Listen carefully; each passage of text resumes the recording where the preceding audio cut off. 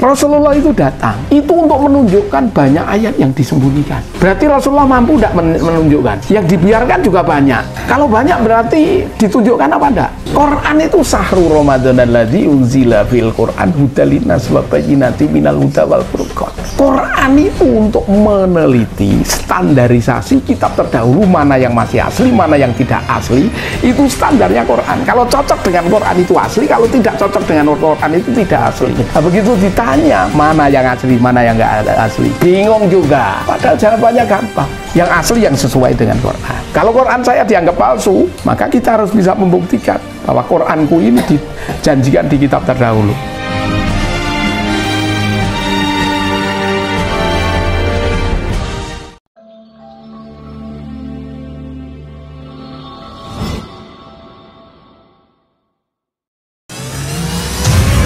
Lelang dakwah, lukisan Sweet Orange, karya Meru Sandia, pelukis Indonesia yang diundang langsung oleh Raja Salman, dilelang dengan harga terbaik, yang dananya 100% akan kami gunakan untuk pembangunan Masjid Terpadu Hagia Sophia, Kota Malang.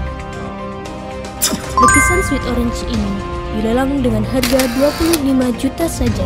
Untuk muhsinin yang lebih dahulu menghubungi kami. Dan berdirilah benteng yang sederhana awal untuk mengabarkan kebenaran rahmatan lil alamin.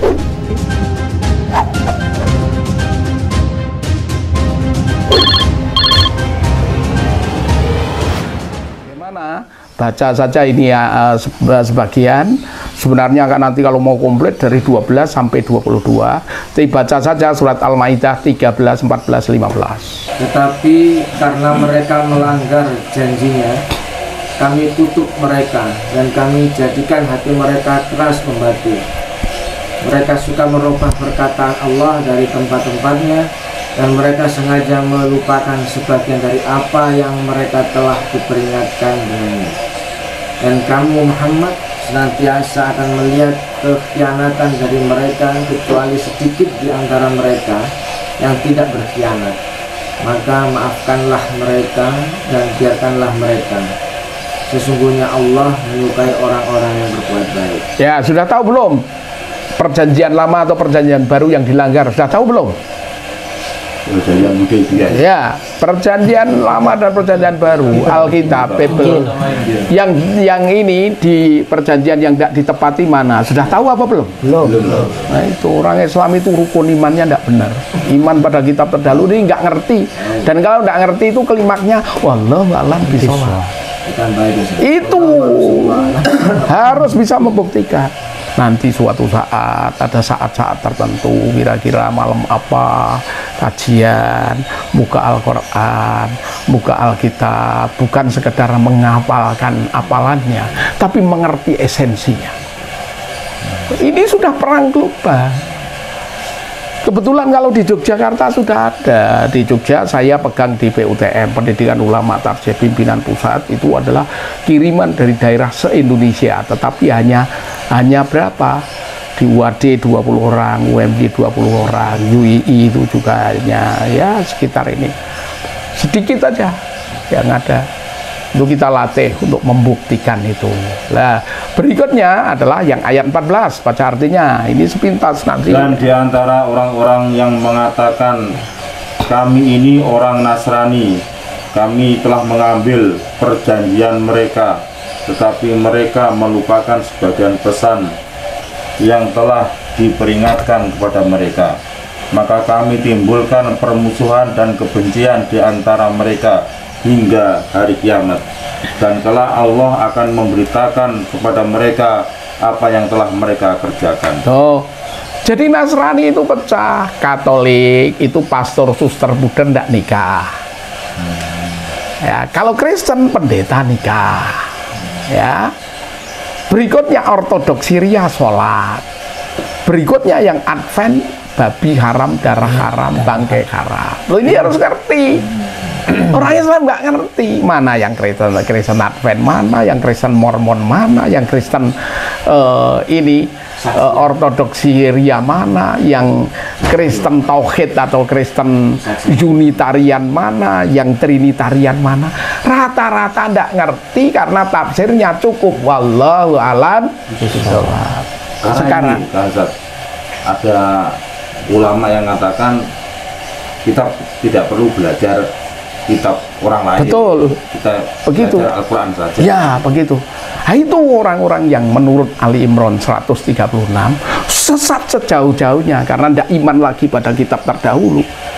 Maka Rasulullah ketika menjelaskan Al-Nisa ayat 136, sahabat bertanya, "Ya Rasulullah, saya habis ketemu orang Yahudi yang membaca kitab Taurat berbahasa Ibrani dan bertemu orang Nasrani yang membaca Injil berbahasa Ibrani. Bagaimana mengenai Taurat dan Injil itu?" Jawab Rasulullah, nanti dibuka di hadis Bukhari dan Muslim, la tusaddiquhu kadziba wala kadzibu kadziba. Jangan kamu benarkan semua dan jangan kamu salahkan semua. Nah, maka jawabannya ada di Ali Imran 3-5 dibaca. Dia menurunkan kitab Al-Quran kepadamu Muhammad yang mengandung kebenaran, membenarkan kitab-kitab sebelumnya, dan menurunkan Taurat dan Injil sebelumnya sebagai petunjuk bagi manusia, dan dia menurunkan Al-Furqan.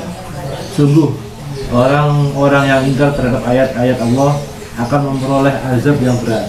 Allah Maha Perkasa lagi mempunyai hukuman. Tuh, mengingkari Taurat dan Injil Allah itu dapat azab yang berat, bahkan sesat sejauh-jauhnya. Maka buka hadis, maka belajar.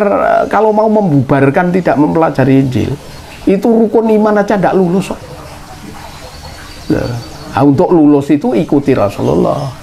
Al-Maidah ayat 15 baca.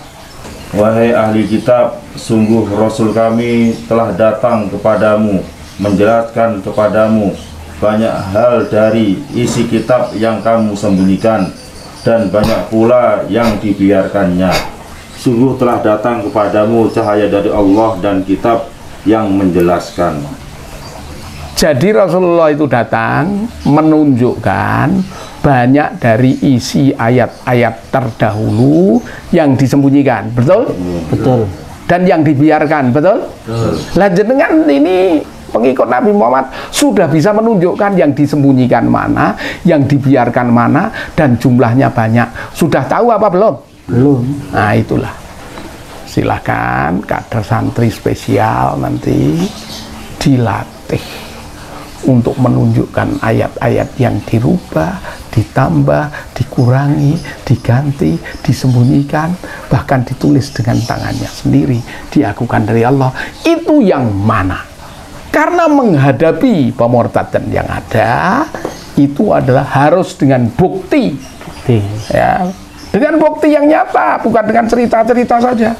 Bukti yang nyata itu ada di Al-Baqarah 111-112. Dan mereka Yahudi dan Nasrani berkata, sekali-sekali tidak akan masuk surga kecuali orang-orang yang beragama Yahudi atau Nasrani. Demikian itu hanyalah angan-angan mereka yang kosong belaka. Katakanlah, tunjukkanlah bukti kebenaranmu jika kamu adalah orang yang benar. Tidak demikian, bahkan barang siapa yang menyerahkan diri kepada Allah sedang ia berbuat kebajikan, maka baginya pahala pada sisi Allah, dan tidak ada kekhawatiran terhadap mereka, dan tidak pula mereka bersedih hati. Ya, dengan bukti mahasiswa ujian skripsi harus selengkap footnote-nya. Tidak lengkap footnote-nya tidak lulus. Tesis juga begitu, apalagi disertasi. Nah, santri juga begitu, Allah mengingatkan. Kalau mereka mengatakan yang benar itu adalah kita, tunjukkan bukti. Mereka yang non-muslim juga menunjukkan bukti. Nah, kalau kita tidak tahu bukti, padahal mereka memutarbalikkan, di mana kemenangan akan terjadi?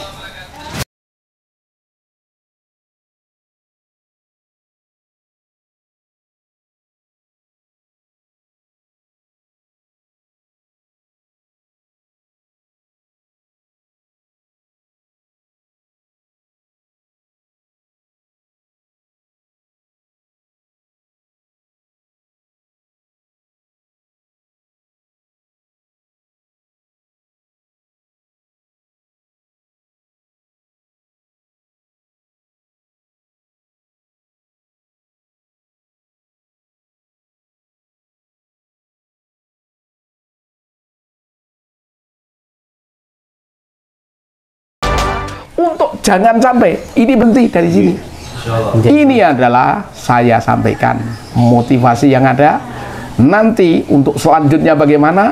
Bahkan kita mesti belajar secara tertutup, pasti dengan strategi yang meyakinkan, dengan bersahabat dengan yang berbeda agama.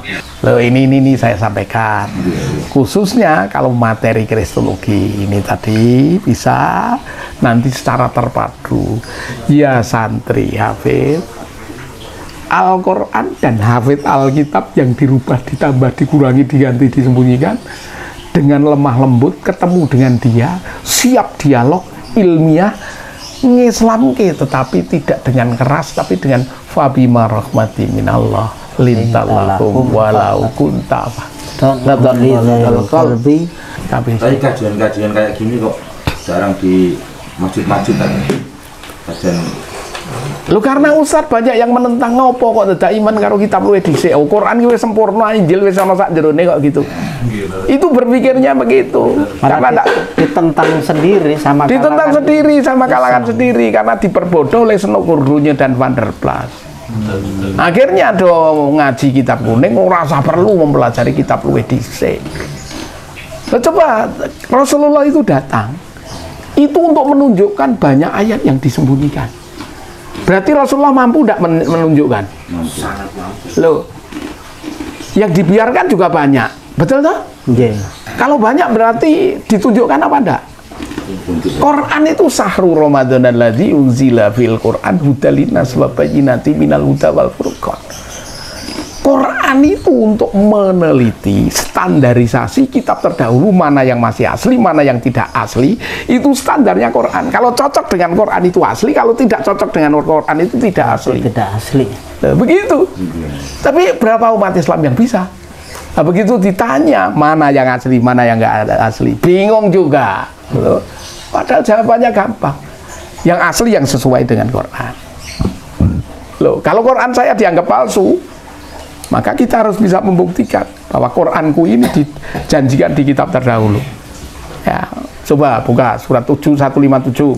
Ayo, artinya nanti baca. Itu orang-orang yang mengikuti Rasul Nabi yang ummi, tidak bisa baca tulis, yang namanya mereka dapati tertulis dalam Taurat dan Injil yang ada pada mereka, yang menyuruh mereka berbuat yang ma'ruf dan mencegah dari yang munkar, dan yang menghalalkan segala yang baik bagi mereka, dan yang mengharamkan segala yang buruk bagi mereka, dan membebaskan beban-beban dan belenggu-belenggu yang ada pada mereka. Adapun orang-orang yang beriman kepadanya, memuliakannya, menolongnya, dan mengikuti cahaya yang terang yang diturunkan kepada Al-Quran, mereka itulah orang-orang yang beruntung. Nah sekarang kalau ditanya Muhammad di Taurat surat apa ayat berapa, Muhammad di Injil surat apa ayat berapa, pada tahu apa belum? Karena saya baca di buku ada. Lah iya, ada dan harus dikuasai dan bisa membuktikan. Kul hatu burhanakum in kuntum shodiqin. Ini materi yang harus diajarkan saat ini perang global. Lah kalau kita tidak, oh sudah 2 juta per tahun murtad dalam penelitian teman-teman. Loh, sekarang kita mau gimana? Apa rela anak cucu kita? Loh, ini kenyataan. Maka monggo caranya lemah lembut, ilmiah, tidak ngajak perang, ngajak damai, ngajak berislam dengan cara rahmatan lil alamin. Dari pengalaman hidup yang saya alami, saya cari sekian lama.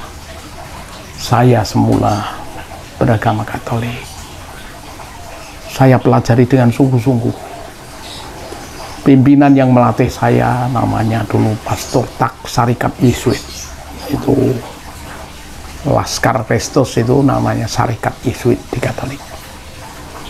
Kemudian saya dulu di Kristen Baptis dengan Pendeta David, Sekolah Alkitab. Kemudian di Kebatinan Pangestu dari Keraton Surakarta, yaitu namanya guru besarnya namanya Raden Sunarto, bahwa hidup ini adalah eling percaya mituhuri lo sabar narimo temen budi luhur. hidup ini ternyata dasar utama Allah bizikrillah tatmainul qulub. Puncak dari semua ya itu adalah makarimal akhlak, innama bu'istu li'tamima makarimal akhlak. Itu ternyata ada pada diri Rasulullah, ada pada kitab yang ada. Setelah saya pelajari berbagai primbon, Bintal Jemur, Mujarobat, ajian-ajian yang ada, karena dulu jadi pemuda pengennya bila diri selalu menangan, aji lembu sekilan ya untuk cinta wanita supaya jadi pria yang diidamkan wanita, ya aji semar mesem jaran goyang loh. Itu ada di Umbul Tungo kitabnya, mau ingin ajian-ajian itu. Akhirnya setelah saya teliti ajian-ajian jimat yang ada itu ada kul buntet, ada pring petuk, ada lagi ini kaitannya sabuk haikal, ada lagi nanti jimat yang macam-macam lah, ya keris dan sebagainya. Tapi jimat yang paling hebat itu namanya kitab Istanbul. Kitab Istanbul itu Quran kecil ya, sak jempol itu. Quran Istanbul itu adalah kitabnya jin, karena jin itu pada berislam. Maka kalau ingin mendapatkan direwangi mertopo apa poso di tempat-tempat angker, nanti dapat Quran jin. Apalagi Quran jin, popoke wewe iso ngilang kok peng popoke lho. Sampai segitunya. Itu adalah kitab Istanbul, itu kitab paling hebat. Maka semua yang saya pelajari akhirnya ilmu perdukunan yang ada itu akhirnya para wali itu ada 9. Semua wali itu adalah agamanya Islam. Nggak ada wali yang tidak Islam kecuali wali murid. Ya. Wali kalau ada 10, satunya namanya Syekh Siti Jenar. Kalau dalam ilmu tasawufnya Al-Halaj, manunggaling kawula Gusti. Orang hidup itu kalau mau bahagia dunia, bahagia akhirat, mengikuti perintah ilahi. Perintah ilahi itu ada di berbagai kitab, saya teliti ternyata kitab yang paling suci dan unggulan suci itu Al-Quran. Dzalika kitabul la raiba fihi hudal lil muttaqin. Tidak ada hoax di dalamnya. Maka dari pelajaran yang saya pelajari dari agama-agama kepercayaan macam-macam, saya sekolah dari tingkat dasar sampai perguruan tinggi. Saya mengajar di tingkat dasar sampai kampus. Tidak ada kitab paling hebat kecuali Quran. Tidak ada ragu lagi.